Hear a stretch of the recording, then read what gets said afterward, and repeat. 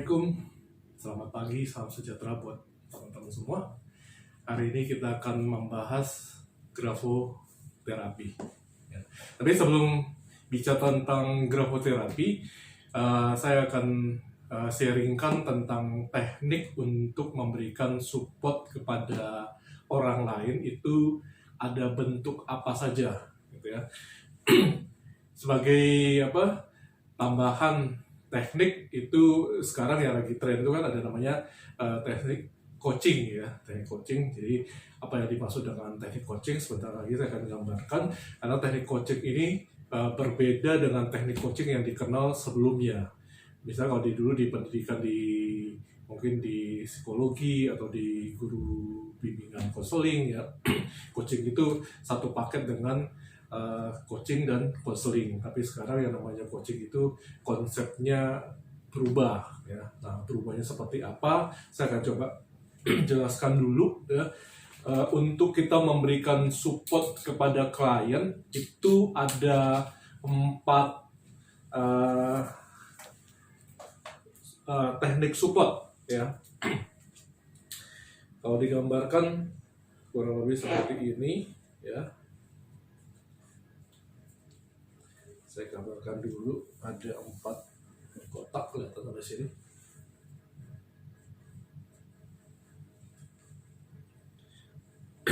Supaya dengan tepat nanti kita bisa memilih kita sebenarnya mau memberikan support dengan metode dan konteks yang tepat gitu ya. Jangan semua dipukul rata. Jadi ada yang namanya konseling ya.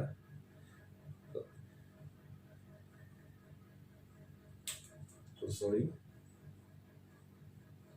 di mana orangnya ini membutuhkan support yang sifatnya itu psikologis ya.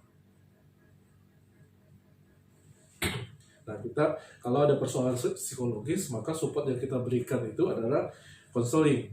Kita harus menguasai teknik untuk konselor atau konseling sebagai seorang konselor ya.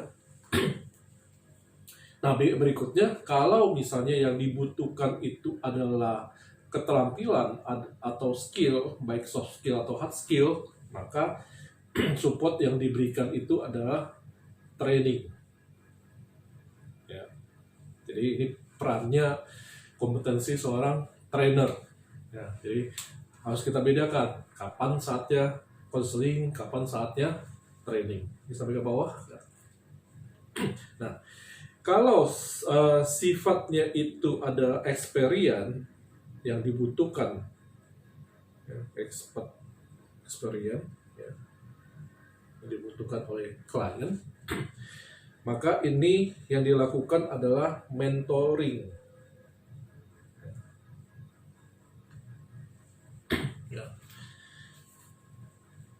Yang dilakukan oleh seorang mentor.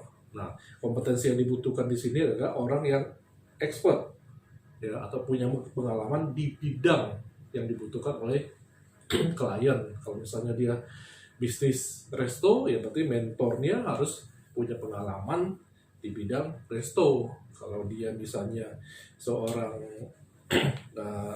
katakanlah trainer ya, yang dibutuhkan mentoringnya training, maka dia harus juga punya pengalaman di training dan lain sebagainya.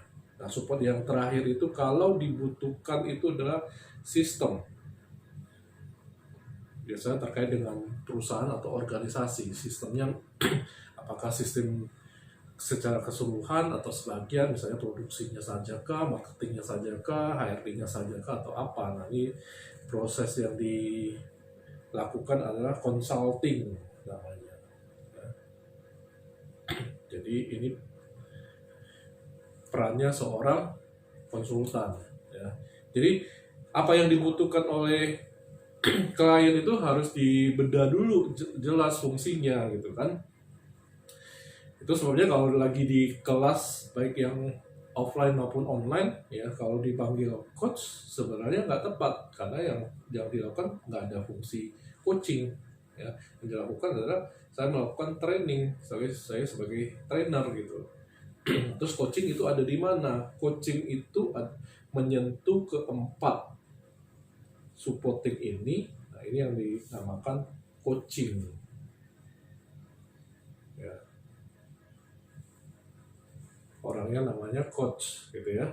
Coaching ini sebenarnya yang dibutuhkan itu adalah saat klien membutuhkan persoalan motivasi. Ya. Tujuannya itu adalah bagaimana coach itu membantu untuk memicu sumber daya yang ada di dalam seorang klien. Ya. Nah, idealnya ini teori yang harusnya dijalankan, walaupun di praktek di luar sana seringkali yang terlihat kebanyakan konsultan ya yang sebenarnya membungkus dirinya dalam coaching. Dia sebenarnya jualan sistem, bukan melaksanakan fungsinya itu untuk memacu resource atau sumber daya pada klien. Ya. Jadi sebenarnya seorang coach itu tidak masuk di semua area itu, dia memang bersinggungan ya untuk mengetahui ya kalau di dalam proses coachingnya itu ternyata dieksplor, dibedah kebutuhannya adalah skill persoalannya itu ya, maka coaching ini harus mengirim kliennya kepada training gitu ya. Walaupun sebenarnya misalnya kebetulan si coach itu juga dia punya kemampuan untuk memberikan training, dia secara etikanya coaching tidak bisa langsung merujuk ambil training dong dari saya, nggak bisa ya. Nanti dengan teknik coaching apa yang harus dilakukan klien sendiri harus memutuskan dia harus mengambil trainingnya dengan siapa, apa pertimbangannya dia mengambil training itu kepada seseorang, ataupun dia kalau menunjuk kepada coachnya sendiri harus ada pertimbangan yang kuat kenapa memilih coachnya sendiri sebagai trainer gitu kan. Demikian juga misalnya kalau dia fungsinya konseling gitu, kalau misalnya saya yang berbackground psikologi dan punya tools yang psikologi maupun yang tidak ya, saya tidak bisa langsung menyarankan kalau begitu ada persoalan psikologi, klien langsung ke saya saja. Enggak, si klien yang harus memutuskan pertimbangannya apa gitu kan. Karena yang disepakati dari awal kan adalah proses coachingnya gitu kan. Nah, ini yang sering terjadi juga begitu. Banyak sebenarnya yang proses yang dibutuhkan itu adalah coaching dan mungkin kebutuhan yang lain, banyak yang mengemasnya itu untuk jualan sistem ya. Nah, itu yang seringkali juga ya karena kebutuhan pasar gitu ya. Demikian juga begitu untuk mentoring gitu ya. Jangan mentang-mentang misalnya saya seorang HRD, kliennya butuh pengalaman atau jam terbang tentang hal yang terkait dengan HRD, saya langsung merujuk kepada dirinya untuk ayo angkat saya sebagai mentor gitu kan. Ya. Nah, terus tugasnya coach itu melakukan apa? Nah, ini yang bisa dipakai untuk melakukan proses grafoterapi nanti. Kenapa proses coaching yang dipakai untuk melakukan grafoterapi? Karena kan pertama kita ingin resource-nya itu keluar dari klien, dan tanggung jawabnya itu adalah tanggung jawab dari klien untuk melakukan terapi secara mandiri ya. Nah, sebenarnya seorang coach itu melakukan apa? Dia hanya bertanya sebenarnya ya. Nah, bertanyanya itu kalau di jurnalistik itu dikenal dengan 5W1H, maka di coaching itu hanya menggunakan 4W saja ya, plus 1H ya. Mungkin teman-teman sudah tahu ya, yang W yang di sini adalah what, who, when. Kalau ini apa? How ya, bagaimana. Nah, di coaching itu tidak boleh menggunakan kata why. Ya, ini yang tidak boleh digunakan di proses coaching ya. Karena why ini mudah untuk memicu alasan. Ya, alasan dari klien ya. Nanti malah terjebak dengan kenapa tidak melakukan dan faktor-faktor alasannya apa gitu. Jadi fokusnya itu adalah apa yang mau dilakukan, siapa yang melakukan, kapan, bagaimana caranya, nah tugasnya coach itu sebenarnya hanya menggunakan tools ini untuk bertanya, ya tentunya ada teknik bertanya yang didasari oleh respect kepada klien gitu ya. Nah ini kunci yang kita mau pakai. Nanti saya akan berikan contoh dari awal-awal ya, ketika masuk di proses grafoterapinya. Oke, nah proses grafoterapi itu kan dilakukan ketika kita selesai ya, melakukan analisa. Kalau meminjam istilah dari kedokteran, setelah dilakukan check up, ya ini seolah hasil check up kepribadian ya yang sudah kita bahas 1 sampai 16. Nah, mana yang merah ya, mana yang kuning untuk menjadi hijau ya. Tapi merah, kuning dan hijau itu kembali kepada klien. Apakah dia mau melakukan perubahan? Nah, itulah proses namanya grafoterapi atau mengubah kepribadian karakteristik dari yang merugikan ya, menjadi yang menguntungkan, dari merah menjadi hijau. Tapi keputusannya kita menggunakan dasar coaching ya, apa pertimbangan klien ya untuk mengubah ini, maukah dia mengubahnya ya, kapan dan bagaimana dia mau melakukannya ya. Nah itu bisa dilakukan dengan teknik coaching. Karena kalau menggunakan misalnya teknik training, nah kita contohnya misalnya begini, oh ini hasilnya merah nih, berarti harus dihijaukan. Itu udah proses training, kita melatih kepada klien ya. Tapi kalau coaching itu adalah kita menyodorkan informasi, misalnya Pak, 1 ini kesehatan merah ya, menurut pendapat klien merahnya ini merugikan nggak, apa yang mau dilakukan dengan merahnya ya. Kalau dibiarkan, dan kita juga tahu, kita akan tetap bertanya, apakah tidak merugikan kalau ini dibiarkan, apa dampaknya kepada kehidupannya, apa dampaknya kepada bisnisnya ya kan? Nah, yang logis ya, dia pasti akan memilih untuk mengubahnya menjadi yang positif. Nah, mungkin di alumni sebelumnya itu ada yang juga masih bingung antara apa bedanya istilah grafoterapi dengan grafobisnis terapi gitu ya.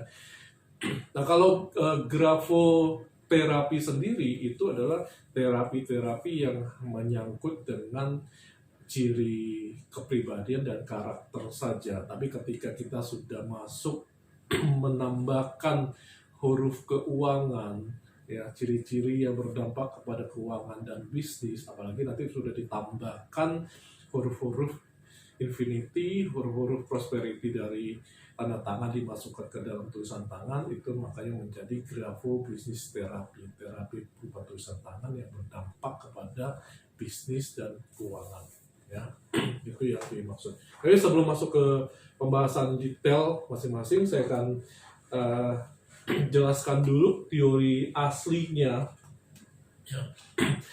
Kalau di grafoterapi itu nanti yang harus dilakukan adalah per satu temuan itu adalah 30 hari.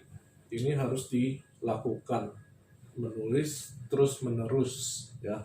Katakan ketemu teori temuannya apa, misalnya margin kiri ya, margin kiri. Contoh ya, satu temuan gitu ya, merah. Margin kanan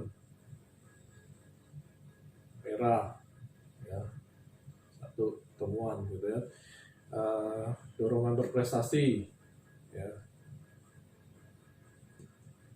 satu temuan. Lagi daya ingat ya, penting, satu temuan. Nah, kalau secara teorinya kalau ada 4 temuan begini, ini per masing-masingnya ini harus 30 hari ya. Grafoterapi di kurikulum standarnya begitu, berarti ini sudah 4 kali 30 hari ya. Bayangkan dari kalau 16 aspek itu temuannya katakanlah ada 10 ya, berarti 10 bulan dia harus lakukan. Nah, ada 30 hari ini apa? 30 hari ini sebenarnya adalah perubahan sel manusia itu dalam 21 hari.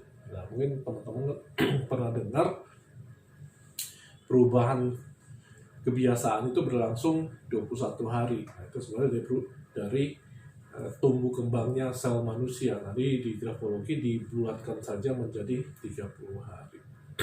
Nah di Indonesia mana sabar untuk melakukan proses terapi sepanjang sekian lama ya. Kebanyakan di orang-orang pengennya hari ini terapi, hasilnya bulan lalu, bukan ke depan hasilnya. Itu banyak yang inginnya instan. Nah, itu nggak bisa.